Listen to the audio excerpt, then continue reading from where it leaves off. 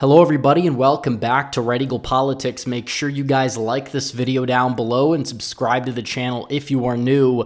So we got to talk more about the 2026 midterms because it seems like every single day there's a lot of news that is circulating and a lot of people are making their decisions. Are they going to jump in? Are they not going to jump in a lot of these key races? And one of these key races is in the state of Wisconsin, where you had an incumbent governor, Tony Evers. He won very narrowly in 2018, ousting Scott Walker, who was going for a third term. Then he defeated a very weak candidate in 2022 in Tim Michels, who literally just took weeks off in the month of October, took a vacation instead of campaigning, but didn't beat him by a whole lot. But nevertheless, he is potentially up for a re-election again if he wants to be, and now he doesn't want to be. And it seemed like a lot of people, including a lot of people I talked to in Wisconsin, were saying he was going to go for it.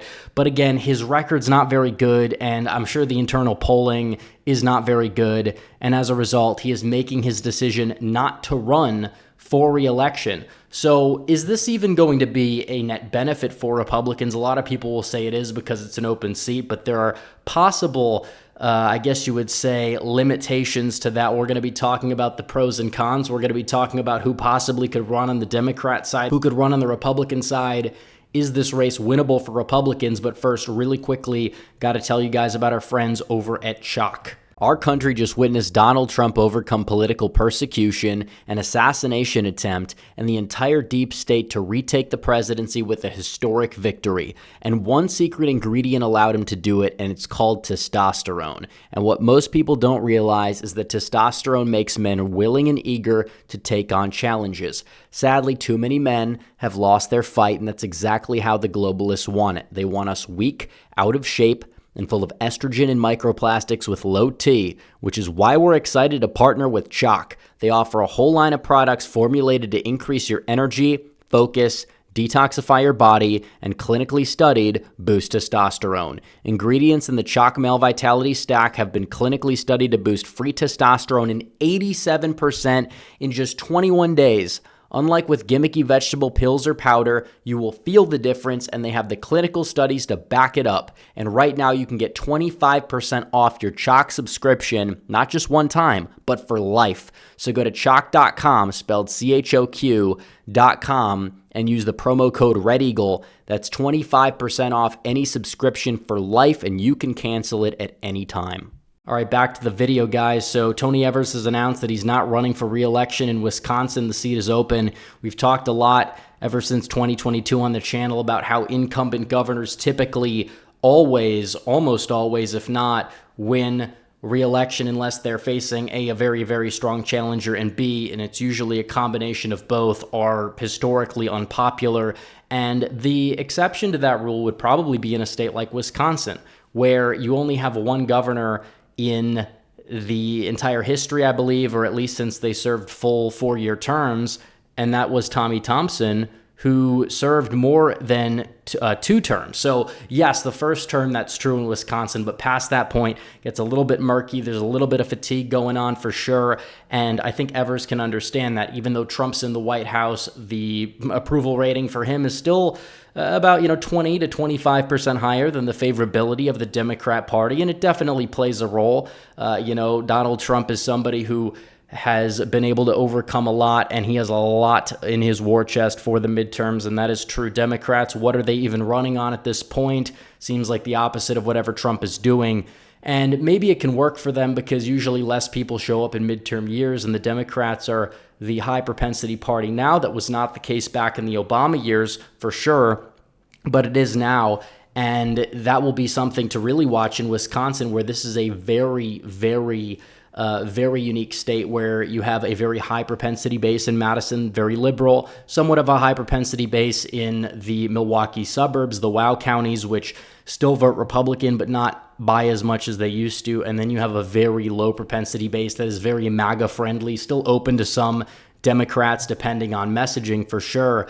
But again, I'm not sure if this makes it easier or harder for Republicans, because Evers is somebody, or Evers, a lot of people will pronounce his name Evers and they'll get corrected to Evers. And then if I pronounce his name Evers, I get corrected to Evers, but it is Evers from what I understand, because his lieutenant governor who's now running for governor called him Evers in the advertisement. So we're going to go with Evers. But regardless, it seems like this is something that you could say there's benefits and drawbacks, because they could get somebody weaker than Evers or somebody stronger than Evers. And if you look at what's going on, Mandela Barnes, who ran for Senate in Wisconsin against a not too popular Ron Johnson and lost in a year that was very beneficial for Democrats in the Rust Belt. He possibly could run. He's a fan favorite among the base on the Democrat side, but is not very palatable to independents. And especially since this is like a gubernatorial race, there's a higher ceiling and lower floor for both parties than a more, federally polarized Senate race. So to look at something like this, you can see that Barnes possibly could be the nominee, and I think he would lose for the Democrats. And there's plenty of candidates on both sides. Sarah Rodriguez, Lieutenant Governor of Wisconsin, she announced with an advertisement that, again, seems like she's trying to position herself as more of a moderate candidate, kind of like the natural successor to Evers, but still somebody that has a little bit of distance because she wasn't tied to him at the hip the entire tenure, because I believe Barnes was the first lieutenant governor. He's expressed interest to run as well. And then you have people like Sarah Godlewski, who's the Secretary of State. A lot of people are saying she'd be a solid candidate. You have Josh Call, who's the Attorney General, and I tweeted here that Attorney Generals named Josh have a 100% chance of winning swing state governorships by 15 points, at least in the past couple of years they do, because you had Josh Shapiro and Josh Stein, although it doesn't seem like there's going to be a weak Republican that would cause that level of overperformance.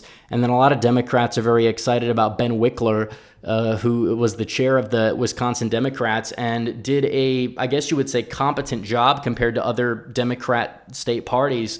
But at the same time, the guy is kind of just like a data nerd. He's not built to run a state. And I'm not entirely sure that he'd be a very strong candidate for the Democrats outside of a place like Madison, because I don't think he could really connect with voters. He was a, ruthless chair for the Wisconsin Dems, did what they had to do to win as much as they possibly could, play a little dirty. But as a candidate for governor, that doesn't always translate well. People will say, what about Michael Whatley running for Senate? We'll cover that in the next video. It's an entirely different situation. He at least has appeal. He can fundraise. It's a Senate race, not a governorship. And he's a more palatable person overall than Ben Wickler is. So when you look at this, Democrats could go in multiple directions. You have some weaker candidates. You have some stronger candidates. I would say Democrats start off very narrowly favored, possibly. And on the Republican side, you have Scott Walker, who's the former governor. He tweeted this out. He initially tweeted it out with a winky face emoji and then edited it, a hat that says "Make Wisconsin Great Again." I'm not so sure Scott Walker is going to be built to run and instantly win just because he was governor. I think he was a pretty good governor, even though he was kind of like an establishment Republican for sure. I have my grievances with him. He did really make the Democratic liberal base in Madison very upset, which is entertaining and always fun.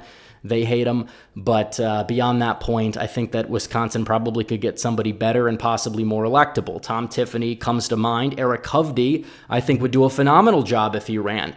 It's very possible, very likely that there's like internal polls out there, not from him, but from like the Republicans that show him doing extraordinarily well. He's a great guy, has a great brand for himself that fits Wisconsin like a glove. I think he would do very well if he ran. He ran for Senate in 24, almost beat a, titanium incumbent, somebody who's like really tough to knock off. He got within 1%, and there was a lot of shenanigans going on in that state too. So, in reality, I think he is a very strong candidate. A virtual tie in 2024 against an electoral titan. Yeah, I think he's a solid candidate. You look at the other possible candidates, Tim Michels, if he goes for it, he's going to lose the primary. People are sick of him. He's lost 2 races by much more than he should have over his 20-year political career. He's very lazy. He's not going to do too well.